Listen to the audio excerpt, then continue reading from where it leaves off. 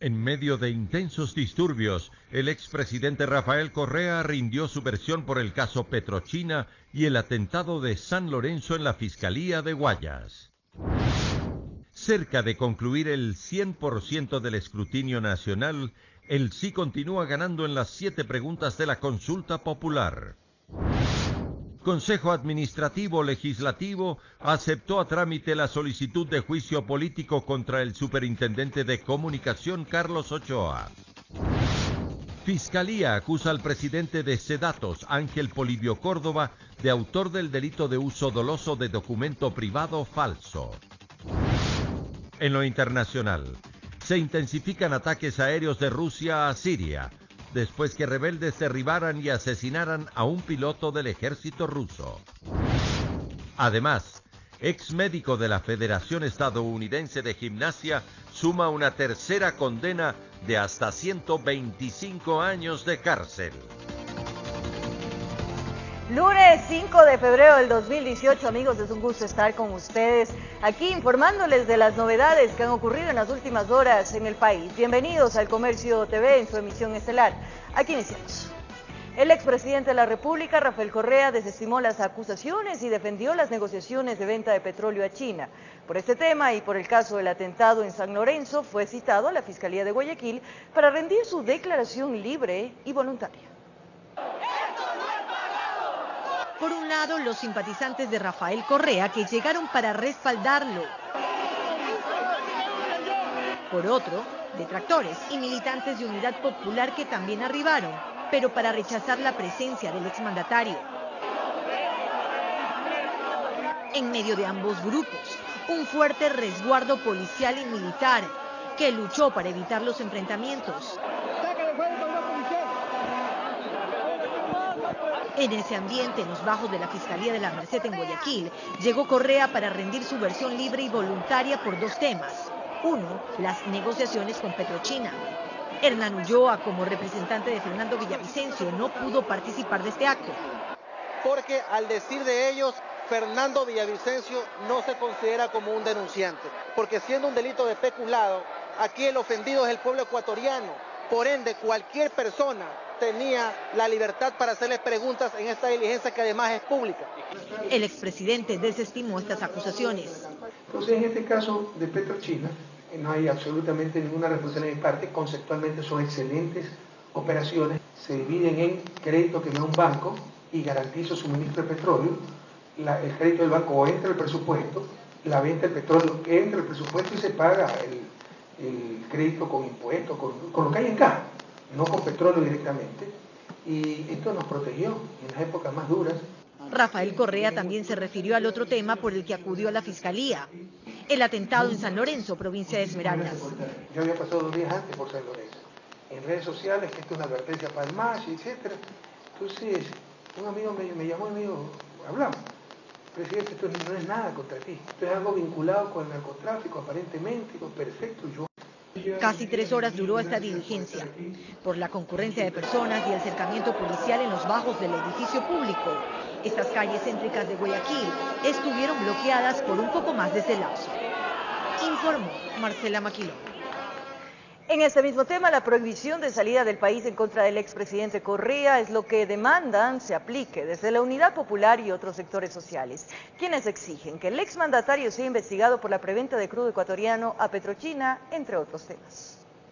¡Presto, Correa, presto! El pedido de aplicación de medidas cautelares en contra del expresidente Rafael Correa surge de la Unidad Popular. Giovanni Atariguana, su directora, argumenta que existen suficientes razones.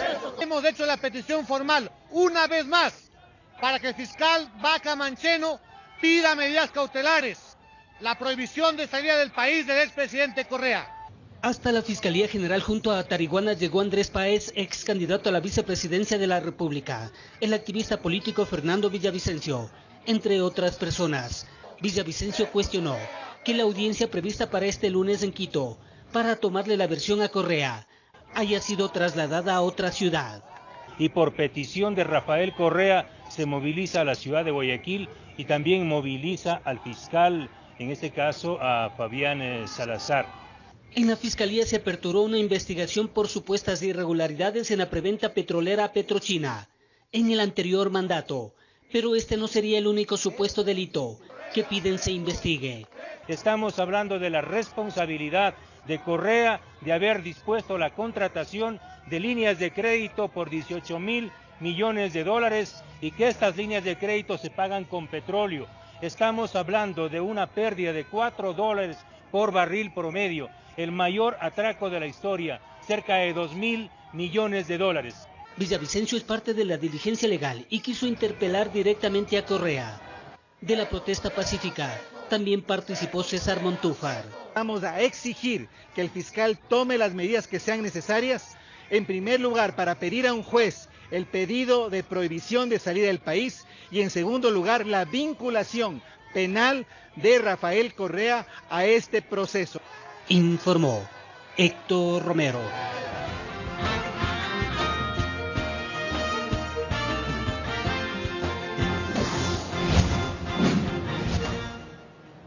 Así es, este miércoles el Consejo Nacional Electoral se instalará en escrutinio único para analizar posibles inconsistencias que existirían en las actas del proceso de consulta popular y referéndum.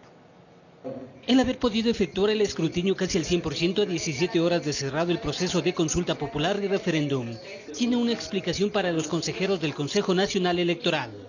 Tomamos decisiones en relación a aspectos técnicos, como no tener un solo proveedor que nos dé el servicio de enlaces, tanto principal como de contingencia o secundarios. En el caso de CNT, enlaces de fibra óptica, más de 1.500, y no solamente esos enlaces, sino también la transmisión con equipos móviles y los otros temas satelitales. Y eso es lo que habría marcado la diferencia entre este proceso y el del 2017. Limpio, un proceso honesto y un proceso que ha entregado los resultados en forma oportuna. Ofrecimos entregar datos de conteo rápido a las 20 horas y lo cumplimos. Ofrecimos entregar luego datos del ingreso de nuestras actas vía escáner y aplicación tecnológica y lo cumplimos.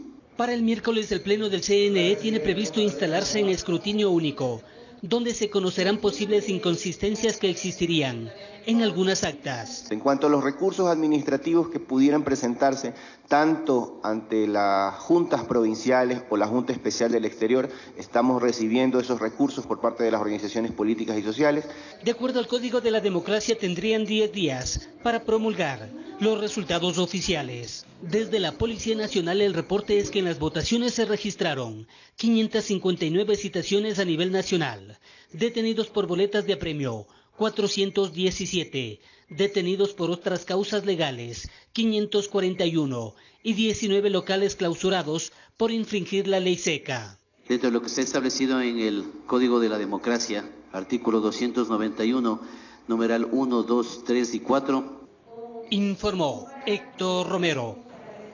La conformación del Consejo Transitorio que reemplazará a los actuales miembros del Consejo de Participación Ciudadana y Control Social es uno de los temas prioritarios para el gobierno del presidente Lenín Moreno tras la victoria del sí en la consulta popular. Los movimientos sociales, la academia, los colectivos y activistas serán quienes sugerirán al presidente Lenín Moreno los nombres de quienes conformarían las 7 ternas que el Ejecutivo enviará a la Asamblea Nacional para crear el Consejo Transitorio que dirigirá el Consejo de Participación Ciudadana y Control Social. Así lo informó la vicepresidenta María Alejandra Vicuña.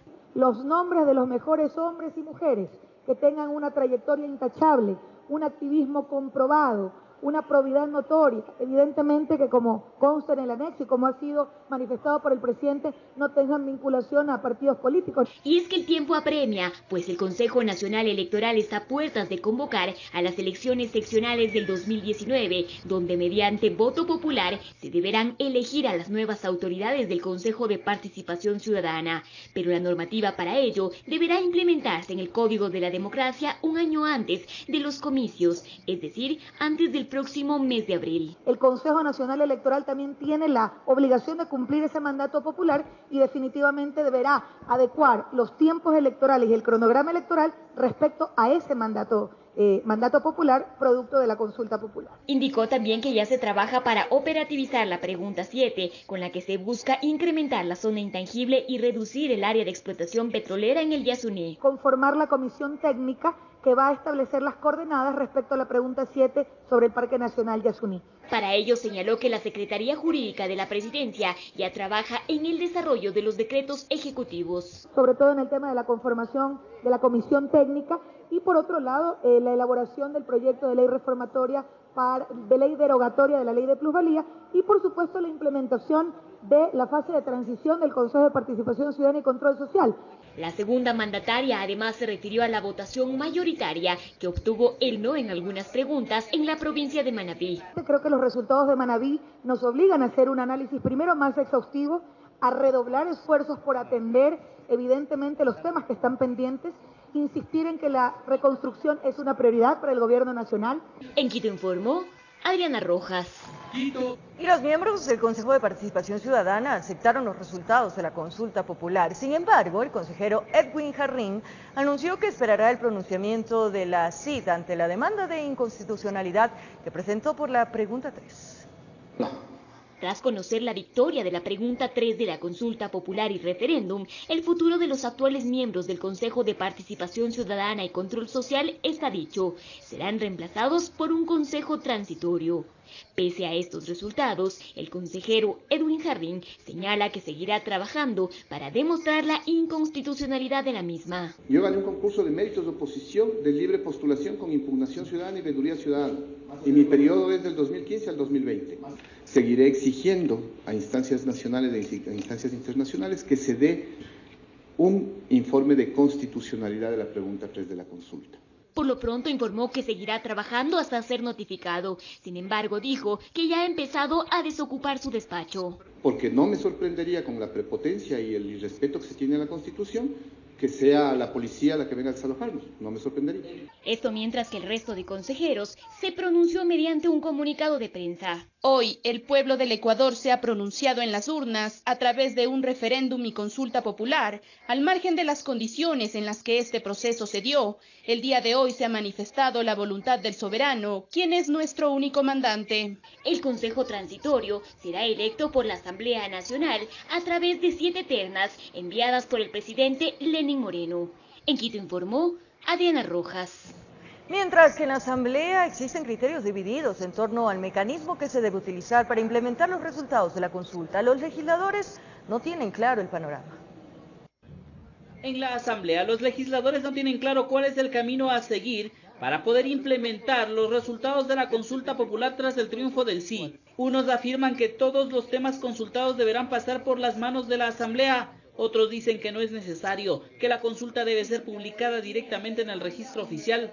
No, tiene que ir directamente al registro oficial. Eso requiere de una norma. Es igual que cuando aprobamos en el 2008 la Constitución. Ustedes recordarán que luego la misma Constitución señalaba, como hoy señalan los anexos, cuáles son los cambios legales o las normas que se tienen que realizar.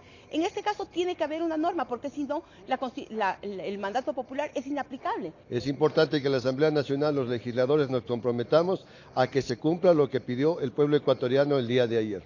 El mandato es absolutamente claro. Aquí no hay por dónde darse la vuelta. Es decir, las que tienen que ver con referéndum pasan directamente, ¿sí? Y las que son consulta popular necesariamente tienen que articularse dentro de la Asamblea. Algunos legisladores están de acuerdo con la creación de la comisión ocasional anunciada por el presidente de la Asamblea para analizar estos temas. Esta es una iniciativa del señor presidente de la Asamblea que tiene que comunicarnos a los bloques. En este momento el texto está redactado. La comisión debate ¿qué? O sea, lo que tendríamos que hacer es canalizar lo que el pueblo ha resuelto, porque usted recuerde que en los anexos están ya preguntas de artículos redactados y que se supone que están aprobados, no se supone, están aprobados por la ciudadanía. Otros dicen que no es necesario, que las comisiones permanentes de la Asamblea tendrán que incorporar los temas de la consulta en las leyes que se están tramitando y luego votarlas para aprobarlas. Pero lo que tiene que hacerse es incorporarse los temas y adaptarlos de tal manera que se cumpla el mandato popular. Aquí hay un mandato popular. Ese mandato popular tiene que cumplirse a través de una ley. La cuestión es que dentro de la legislatura nadie está de acuerdo a qué camino tomar para que los resultados de la consulta sean incorporados en las leyes vigentes. Es más, hay quienes dicen que, por ejemplo, la ley de plusvalía debería ser modificada, cuando en la consulta, con el triunfo del sí, esa ley debe ser derogada. Entonces ahí vamos a tener un poquito de divergencia en el criterio de ellos y nuestro criterio. habría que eliminar realmente la ley, ¿no? En todo caso, se espera que la Asamblea esta misma semana conforme la comisión que analizará estos temas y una vez conformada tendrá menos de 30 días para analizar los mecanismos mediante los cuales implementarán los resultados de la consulta. Para esto y tras la reunión del Consejo Administrativo de la Legislatura, se decidió suspender el receso legislativo que estaba previsto inicie este 14 de febrero. La comisión ocasional, de llegar a constituirse, solamente debería limitarse a tratar una propuesta de reforma para la integración del Consejo de Participación Ciudadana definitivo y eventualmente para conocer el proyecto de ley derogatorio de la ley de impuesto a la plusvalía inmobiliaria que envíe el presidente Lenín Moreno. Informó Javier Gallo. Expertos en temas electorales y políticos afirman que tras los resultados de la consulta, el presidente Lenín Moreno tiene la oportunidad de consolidar su gobierno, pero que esto no es un cheque en blanco, que se requieren cambios urgentes en temas económicos y políticos. Tras los resultados de la consulta popular y con el triunfo del sí en las 7 preguntas, el panorama político en el país es otro. El presidente Lenín Moreno, dicen los expertos, tiene la oportunidad histórica de enrumbar su gobierno. Nosotros queremos que él entienda que le estamos dando un apoyo para que él inaugure una nueva forma de gobernar. Para que esta forma de gobernar, además de dar tranquilidad, dé garantía suficiente para la inversión, para el desarrollo, para la producción. Hoy, 5 de febrero, se le acabó al presidente Moreno la luna de miel con el resto de los sectores políticos del país. Se acabó. A partir de ahora, él va a tener que resolver 2 inconvenientes políticos y uno económico. Pero que este camino es complejo, aseguran, pues requiere de un acuerdo político con todas las fuerzas, tanto de derecha como de izquierda. Hablan de un gran acuerdo nacional.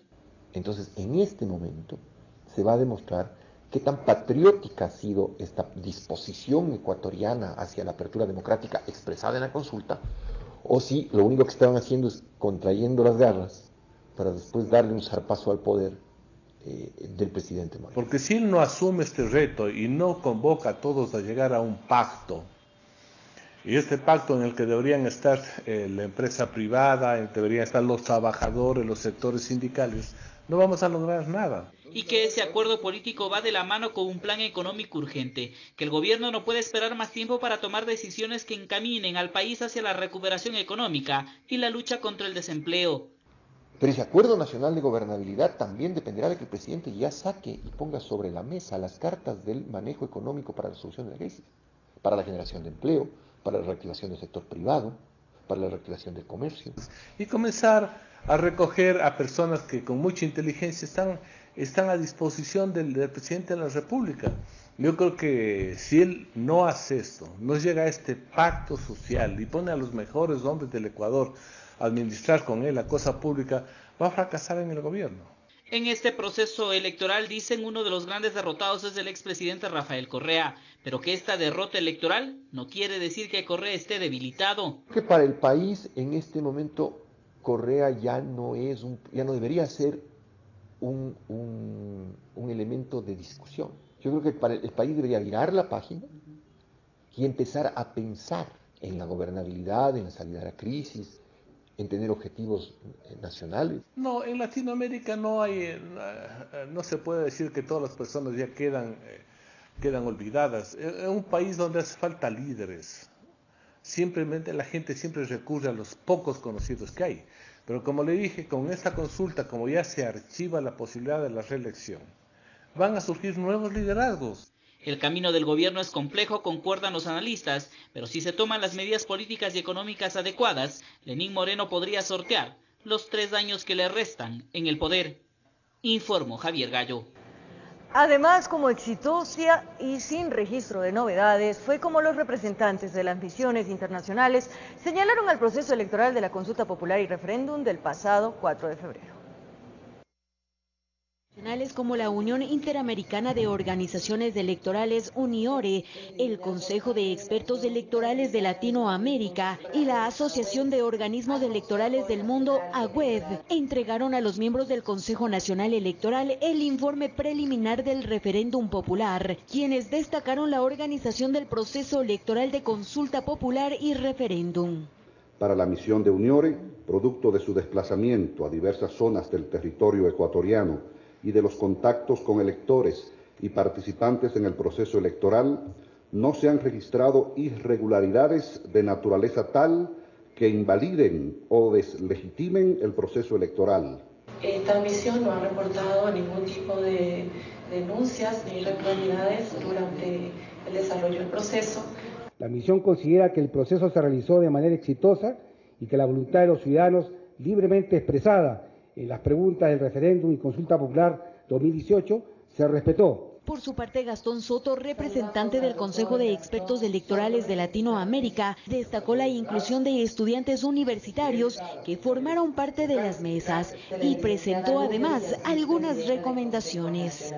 Mejorar la señalización en los recintos electorales, ya que todavía se generan confusiones importantes en el electorado.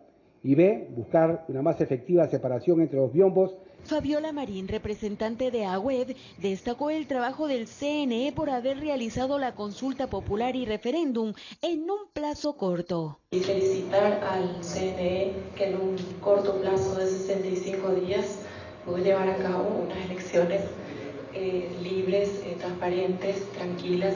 La presidenta del Consejo Nacional Electoral, Nubia Villasís, agradeció a las misiones internacionales por haber sido parte de un proceso democrático en el país. Aquellas que nos han presentado AWED, Uniore, que nos va a presentar UNASUR, también van a ser analizadas por este cuerpo colegiado para, en el marco de las buenas prácticas electorales, en lo que aplique, pues obviamente mejorar los procesos electorales. Informó Patricia Aldaz. A esta hora cambiamos de tema y mucha atención. El Consejo de Administración Legislativa CAL de la Asamblea dio luz verde al juicio político contra el superintendente de comunicación, Carlos Ochoa. Con 5 votos a favor y 1 en contra, el Consejo de Administración Legislativa de la Asamblea aprobó el trámite de juicio político en contra del superintendente Carlos Ochoa.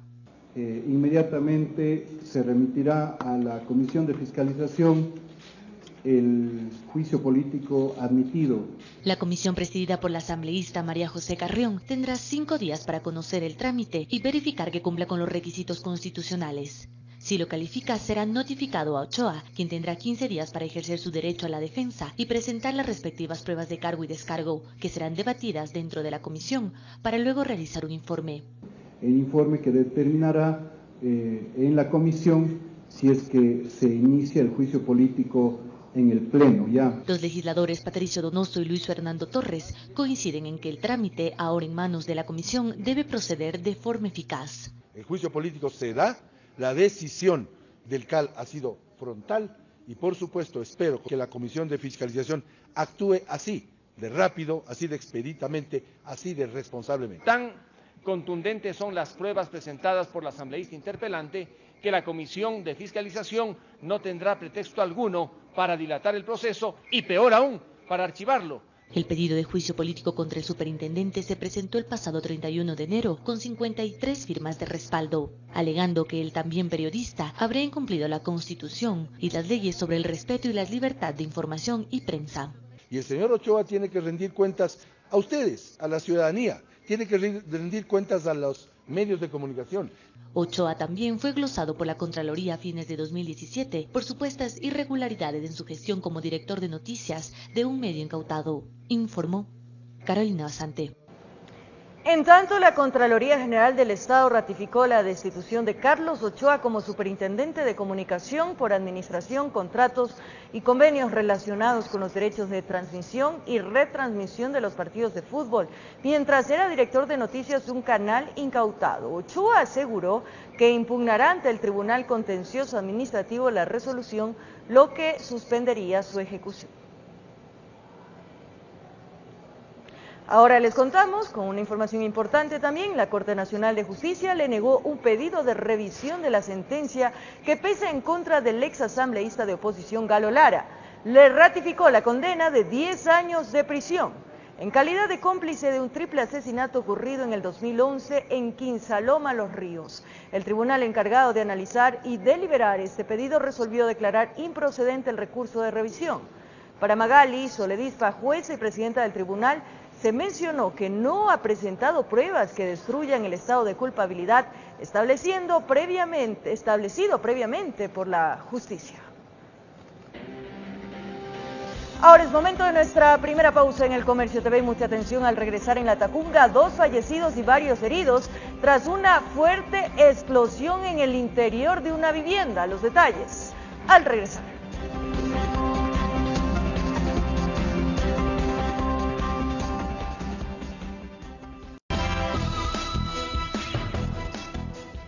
Seguimos en el Comercio TV, gracias por su sintonía, amigos televidentes. Tras la audiencia preparatoria de juicio en contra de Polibio Córdoba, la jueza que está al frente de esta diligencia dará el dictamen el próximo 23 de febrero, donde se conocerá si Córdoba es o no sobreseído.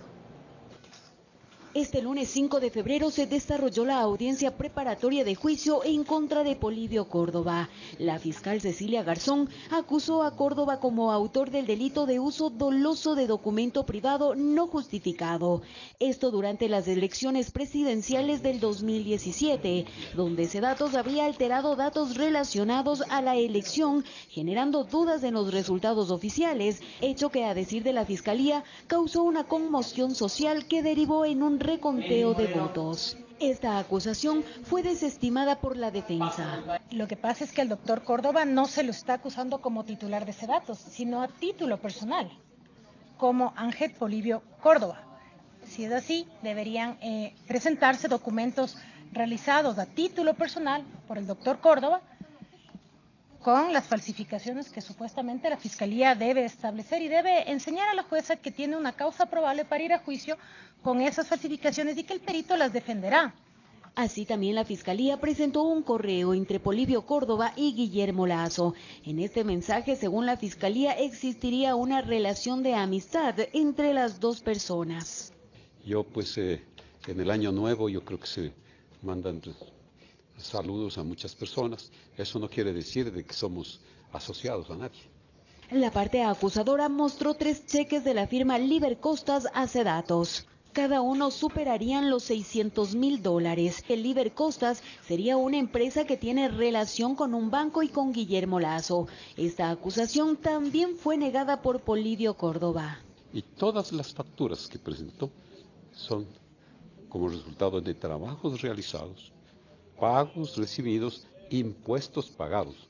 A decir de la defensa, las pruebas presentadas por la Fiscalía ya no serían válidas en esta causa. Adicionalmente, toda la documentación que utilizó era referente a Sedatos y recordaremos que Sedatos ya fue sobreseída de esta causa. Entonces, no se puede utilizar documentos de Sedatos, que fue sobreseído, para acusar al doctor Ángel Polibio Córdoba a título personal y como persona natural.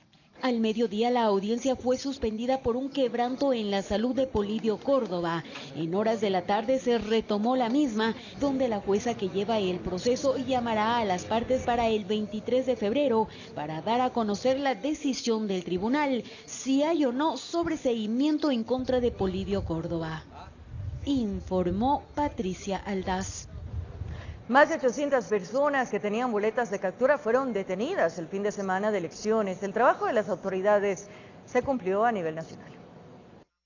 Aparentemente tenían que responder a la justicia por diferentes delitos. Acciones de inteligencia permitieron cumplir con las órdenes de juez competente. Unos fueron capturados cuando andaban por la vía pública, otros después de ejercer su derecho al voto. El mayor número de detenidos fue en Guaya, Chimborazo, Pichincha, Carchi, Manabí. Con lo cual hemos garantizado que cumplan con esta derecho o garantía que les asiste a los ciudadanos. Están inmersos en diversos delitos y tienen en su contra órdenes de detención dispuestas por autoridades. En el operativo denominado Consulta 2018, la Policía Judicial, a través de sus diferentes unidades, hicieron efectivas las órdenes de captura en contra de 526 personas buscadas por estafa, abuso de confianza, hurto, robo, entre otros supuestos delitos. Lo cual demuestra la contundencia del sistema de policía judicial para evitar la impunidad. Paralelamente, elementos del Departamento de Violencia Intrafamiliar a nivel nacional detuvieron a 324 personas que tenían supuestas cuentas pendientes con la justicia, especialmente por apremio y violencia en el hogar. Con esto nosotros queremos dar el mensaje a la ciudadanía de que el tema de violencia aquí en el país no está en la impunidad. Solo en el Distrito Metropolitano de Quito por apremios se efectivizaron 84 boletas y 19 por violencia intrafamiliar. El país sepa que la violencia no debe ser normalizada dentro de nosotros, en todo el territorio ecuatoriano no debe ser normalizada, debe ser denunciada, no debe ser tolerada. Así muchos difícilmente se olvidarán del domingo 4 de febrero, día de la consulta. Salieron a cumplir con la democracia y terminaron encerrados. En Quito, informó Iván Casamen. Como lo anunciamos, una explosión en el interior de una vivienda despertó a los vecinos del barrio La Libertad, perteneciente al sector de Guaitacama, en la ciudad de Latacunga. 2 personas fallecieron y 3 resultaron heridas. Personal especializado y autoridades acudieron al sitio. La familia Tuapán Tahualpa se aprestaba a iniciar la semana cuando una explosión en el interior de su vivienda acabó con la vida de 2 de sus hijos. Fue una explosión bien fuerte y ya se levantaron a hacer el desayuno. Los niños arriba a estudiar para el examen. Los otros 2 que no avanzaron a salir, ellos estaban todavía durmiendo. Logramos sacar pues al papá y la mamá, que ellos estaban en el primer piso, en la planta baja. Esta casa era de 2 pisos y nosotros pues acudimos a ayudar con combos a debilitar la losa para poderles pues sacarnos. Abrimos ese hoyo, pues lastimosamente justo habían estado 2 personas ahí, la hija y el hijo del dueño de la casa. La acumulación de gas en el interior de la vivienda ocasionó el colapso, donde 2 jóvenes fallecieron y 3 personas resultaron heridas. Y con la lamentable consecuencia de que se destruyó una casa completa de 2 plantas. Tenemos como resultado 2 personas fallecidas, que son 2 hijos de esta familia de 22 y 24 años de edad, un hombre y una mujer. Los padres se encuentran heridos en el hospital de Latacunga. Son 4 niños más que pudieron salvarse y están a buen recaudo, y uno de ellos herido también. Personal del Cuerpo de Bomberos de Saquicilí y Latacunga llegaron al percance con sus unidades especializadas para atender la emergencia. El día de ayer han comprado un cilindro de gas, el mismo que no fue instalado de una manera correcta a su regulador, y toda la noche se presume, eso es lo que manifiesta el familiar, que hubo una fuga de gas. En la mañana los padres se levantaron a hacer el desayuno para sus hijos. Hicieron una chispa de fuego, en lo cual pues hubo una deflagración del gas. O sea, en sí es el líquido que hizo una deflagración. En el cual tuvimos 3 personas atrapadas, 2 personas de ellas fallecieron y una persona resultó con vida en un espacio vital aislado. Obviamente, por tratarse de una losa y construcción realmente de bloque y concreto, se dificultó un poco el acceder a la persona, pero afortunadamente lo pudimos extraer. La persona no se encontraba aislada, se encontraba en la parte posterior de su dormitorio. Afortunadamente una pared es la que soporta la losa y no permite que le aplacen. Las autoridades brindarán la ayuda pertinente, ya que 8 personas se quedan sin su hogar. Tenemos que poner todo para tratar de ayudarles a las familias. Son gente pobre que ahora es lo que necesitamos. Informó Natalie Guerrero. Un operativo ejecutado en Manta permitió la incautación de más de 1 tonelada de droga. 4 personas fueron detenidas, entre ellos uno de los presuntos líderes de una organización dedicada al acopio y envío de drogas a mercados internacionales. En 30 sacos de yuta estaban camuflados 1064 bloques de clorhidrato de cocaína. El alcaloide, que pesó más de 1 tonelada, estaba encaletado en un departamento de una zona residencial de Manta, provincia de Manabí. El operativo Impacto 50 nos permitió desarticular una estructura importante de narcotráfico y apreender 1 tonelada 153 kilos de clorhidrato de cocaína. Según las investigaciones de la Unidad de Inteligencia Antinarcóticos con Coordinación Europea, la droga salía desde Colombia hasta las costas de Manabí. En Manta se descargaba el alcaloide en una lavandería de carros y luego se distribuía a centros de acopio en varios sectores de esta ciudad. Producto de estos seguimientos y vigilancias, ahí está hoy 4 personas procesadas, en donde se pudo constatar la transportación, el acopio, el almacenamiento de sustancias catalogadas sujetas a fiscalización. 4 personas fueron detenidas, entre ellos uno de los líderes de la presunta organización narcodelictiva, que bajo las modalidades de envíos de lanchas rápidas y la contaminación de contenedores en puertos del país, sacaban la droga hacia mercados internacionales. Sean investigados formalmente como autores del delito de tráfico ilícito de sustancias sujetas a fiscalización en gran escala. El alcaloide está valorado en $45 millones. Este es el mayor decomiso de drogas realizado en el país en lo que va del año. El año anterior terminamos casi con 100 toneladas de droga aprehendida. Este año ya casi son 8. Además del delito de narcotráfico, las autoridades investigan un presunto caso de lavado de activos. Tomando en consideración este caso, se abren las aristas para seguir investigando otras líneas que provienen del mismo grupo. Con cámaras, Eduardo García desde Manta, provincia de Manabí, informó Wendy Delgado. Y el cuarto más buscado de la policía y de la provincia de Pichincha fue detenido en el centro de Quito. Agentes del bloque de búsqueda hicieron efectiva la boleta de captura vigente. Esperaron pacientemente que salga de la iglesia. Seguramente ingresó a orar, a pedir por su suerte. Cuando caminaba a la altura de las calles Guayaquil y Espejo, centro de la capital, en compañía de parientes, agentes del bloque de búsqueda acabaron con su libertad. Por estar vinculado en un delito de tráfico ilícito de sustancias sujetas a fiscalización, desde el año octubre del año de 2017. Desde octubre del año pasado, Carlos Alberto C. tenía boleta de captura emitida por un juez de Pichincha por estar involucrado en el supuesto delito de tráfico de drogas a escala internacional. Habría aprovechado que trabajaba en una empresa de transporte aéreo para contaminar maletas bajo la modalidad de gancho ciego. El trabajo de inteligencia policial nos ha permitido identificar los inmuebles donde residían, verificar la presencia, es decir, la localización y su detención. El sospechoso, luego de conocer que la policía lo investigaba y tenía orden de captura, decidió escabullirse.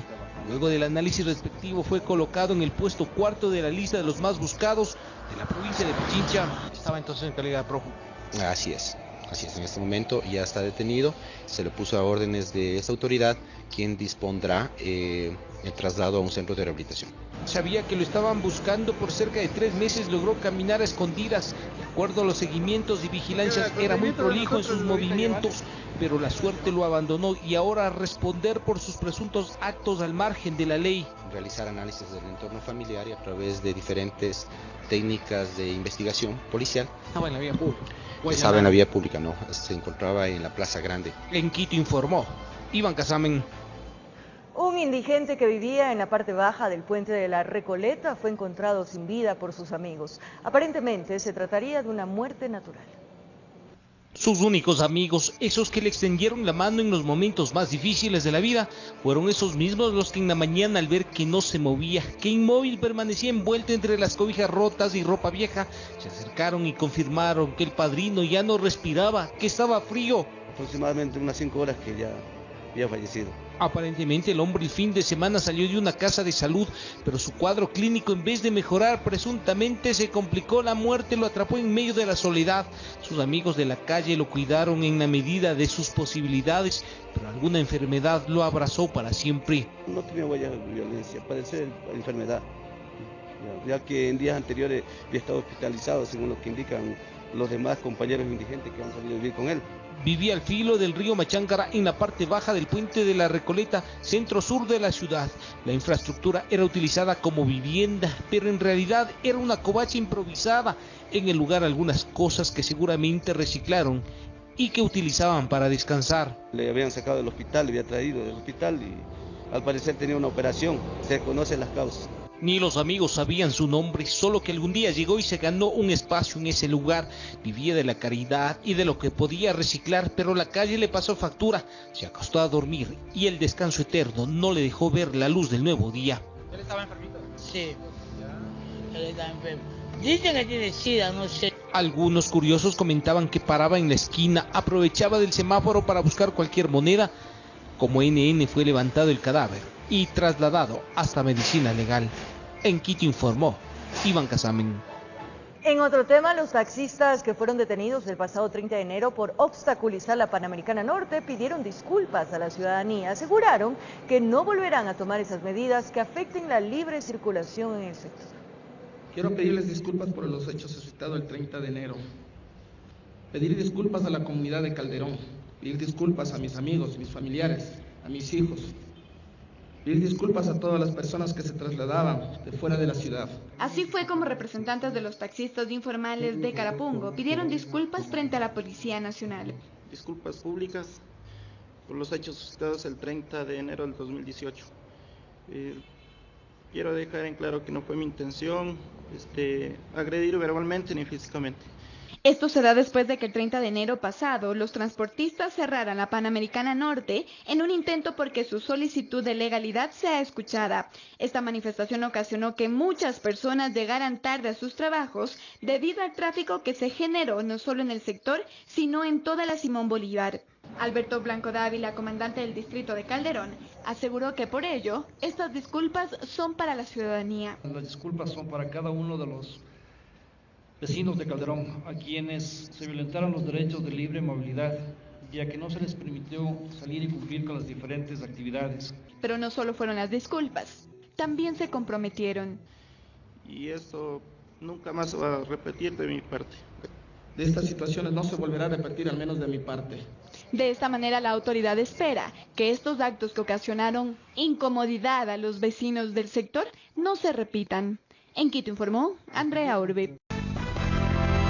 Es momento de despedirnos, amigos, que tengan un buen inicio de semana. Un abrazo grande.